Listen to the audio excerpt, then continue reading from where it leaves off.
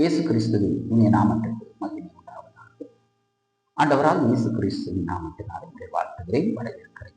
இந்த நாட்களிலே மறுபடியும் 8வது வாரத்தை குறித்து நம்ம பார்க்க போகிறோம். 1 கொரிந்தியர் நிறுவம் 12ஆம் அதிகாரம் அது 10வது வசனத்தை வாசிக்கிறேன். வேறு ஒருவனுக்கு பற்பலை பாசைகளை பேசுகிற வரம் என்று சொல்லப்பட்டிருக்கிறது. பற்பலை பாசைகளை பேசுகிற வரம். இந்த பூமியிலே அநேக மொழிகள் கொடுக்கப்பட்டிருக்கிறது. அநேக மொழிகள் ஒவ்வொரு நாடுகளில் போனா ஒவ்வொரு மொழிகள் இருக்கிறது. அப்படின்னா அநேக மொழிகள் கொடுக்கப்பட்டிருக்கிறது. நான் ஊமையாக சொல்லுகிறேன், அதிகமான மொழிகள் நம்ம தமிழ்நாட்டிலேயும் சரி, வட மாநிலங்களிலும் சரி, பல பாசைகள் ஆண்டவர் இந்த பூமியில பல பாசைகளை கொடுத்திருக்கிறார்.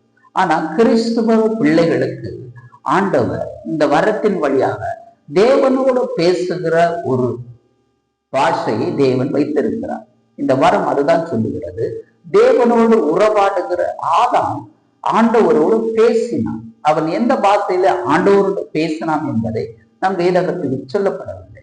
ஆனால் நம் ஆண்டவரோடு இடைப்பட்டார். ஆண்டவரோடு கர்த்தரோடு பேசுகிற ஒரு பாஷை, ஆண்டவரோடு இடைபடுகிற ஒரு பாஷை இந்த பூமியிலே கொடுக்கப்பட்டிருக்கிறது நமக்கு. அதை நன்றாக புரிந்து கொள்ள இந்த பாஷையை நம்ம பெற்றுக்கொள்ள வேண்டும்.